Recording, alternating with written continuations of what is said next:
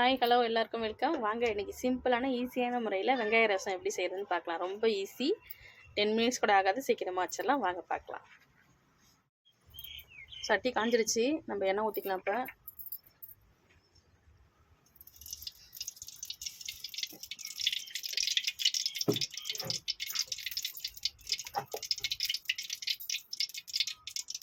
கடுகு கொடு.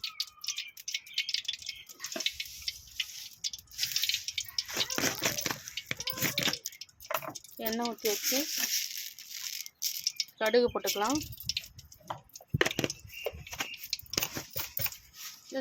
வெந்தயம் கொடு.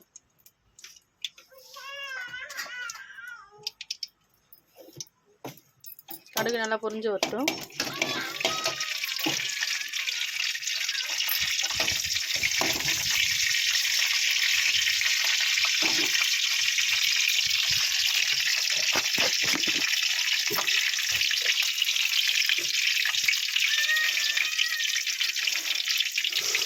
கடுகு பொரிஞ்சாலும் நம்ம வெந்தயம் யூஸ் பண்ணுறோம். வெந்தயம் போட்டுக்கலாம். பாப்பா இங்கே வா.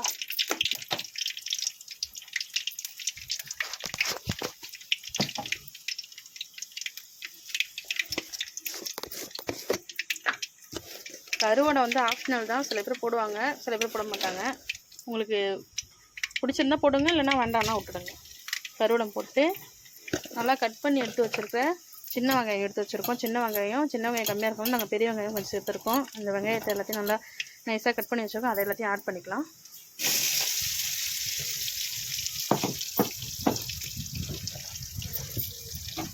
வெங்காயம் நல்லா வதங்கட்டும் எண்ணெயில். வெங்காயம் எவ்வளோ வேணாலும் போடலாம், வெங்காயம் அதிகமாக போட்டுக்கலாம். வேணால் புளி மட்டும் நீங்கள் புளி கரைசல் அதுக்கேற்ற மாதிரி இதை நீங்கள் கம்மியாக கரைச்சிக்கலாம். வெங்காயம் நல்லா போட்டு நல்லா வதங்கட்டும்.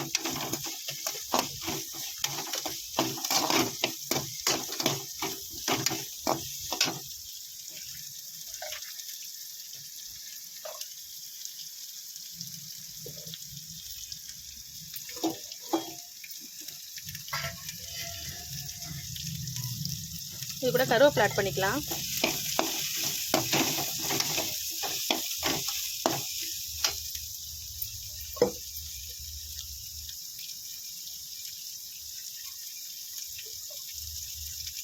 இது கூட வரமிளகாய் ஆட் பண்ணிக்கலாம்.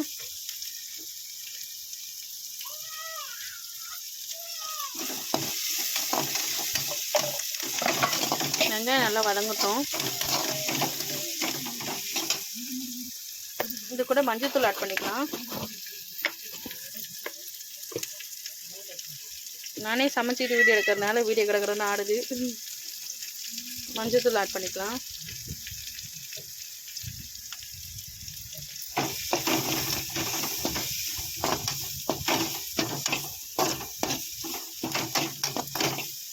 வெங்காயம் நல்லா வதங்கட்டும்.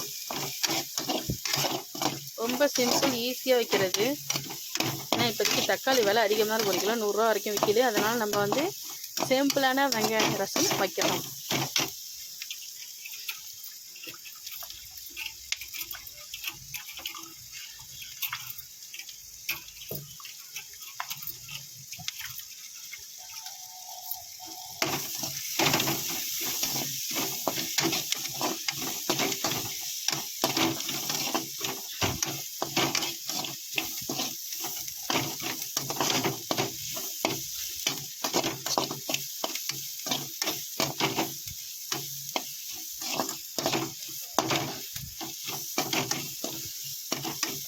வெங்காயம் நல்லா வதங்கி வந்துடுச்சு. இப்போ நம்ம வந்து புளிக்கரைசல் தனியாக புளிக்கரைசல் கரைச்சி எடுத்து வச்சுருக்கோம்.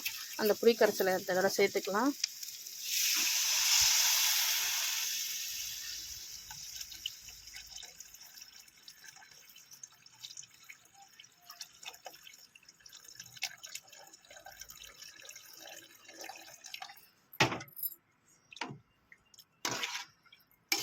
அவ்வளோதான், புளிக்கரைசலை சேர்த்தாச்சு. இது வந்து தண்ணியாக தான் இருக்கும், இப்படி தான் இருக்கும். இதில் வந்து நம்ம தக்காளியோ மிளகு ஜீரகமோ மஞ்சத்தூள் வேறு எதுவுமே ஆட் பண்ண போகிறது கிடையாது. அரைச்சி ஊற்றுற பொருள் எதுவுமே ஆட் பண்ண கிடையாது. வெங்காயம் ப்ளஸ் உப்பு, புளிக்கரைசல் ப்ளஸ்ஸு உப்பு நம்ம போட்டுக்க போகிறோம். 2 வரமிளகா போட்டுக்க போகிறோம். அதுதான் வெங்காய ரசம். ஓகேங்களா? இப்போ நல்லா இது கொதிச்சு வரட்டும். நல்லா அந்த ஒரு கொதிச்சு வர ஸ்டேஜில் இதை ஆஃப் பண்ணிடணும். தேவையான அளவு நம்ம உப்பு போட்டுக்கலாம்.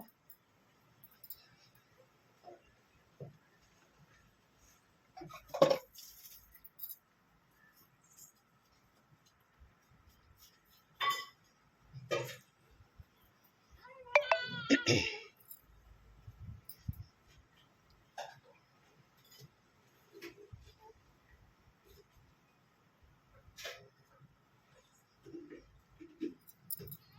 மூடி வச்சாவே ஒரு கொதி ஒன்று கொதிச்சு வந்துடும்.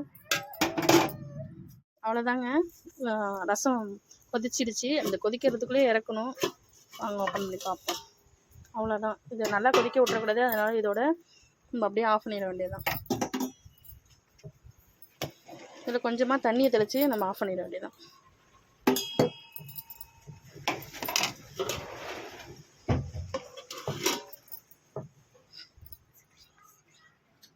அவ்வளோதாங்க, ஈஸியான முறையில் வெங்காய ரசம் ரெடி. இந்த வீடியோ உங்களுக்கு பிடிச்சிருந்தா ராதியா யூடியூப் சேனல் சப்ஸ்கிரைப் பண்ணுங்கள், ஷேர் பண்ணுங்கள், லைக் பண்ணுங்கள். தேங்க்யூ.